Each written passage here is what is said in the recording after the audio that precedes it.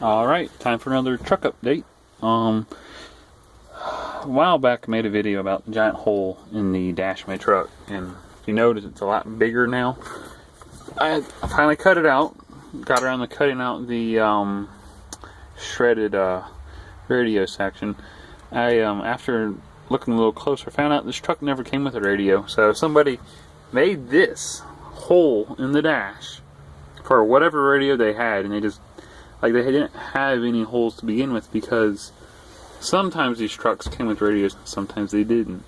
And the reason why I know this truck didn't come with a radio is this hole is too far to the right.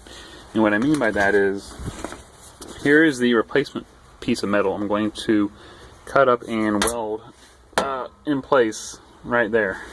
And these holes right here are for the original radio, and they don't line up. This is how it's sat in the truck, and you can see these holes are much more to the left.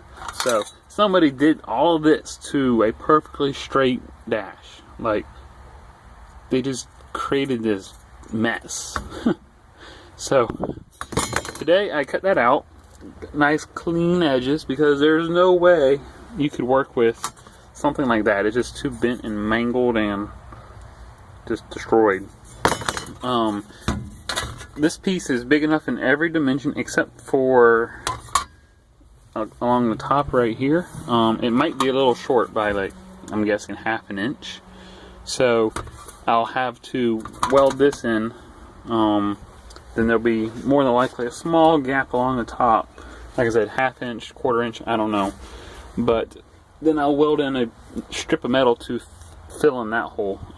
And I saved all the metal from when I welded in the tubs in my bed. So there's going to be a little piece of bed metal in my dash, which would be kind of cool. It's kind of funny.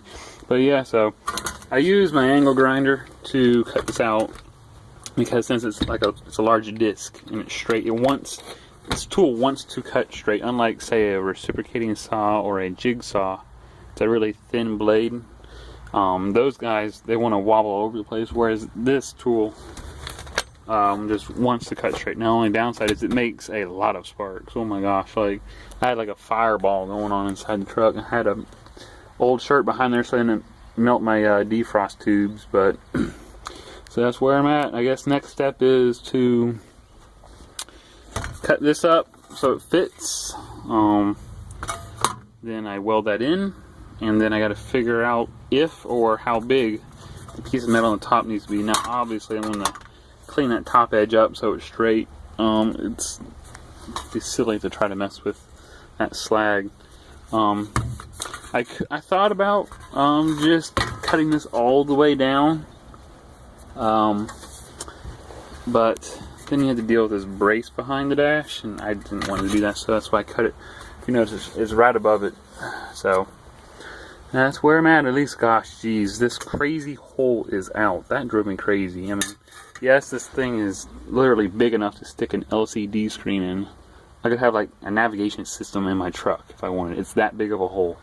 But I want the original radio, so that's where we're going.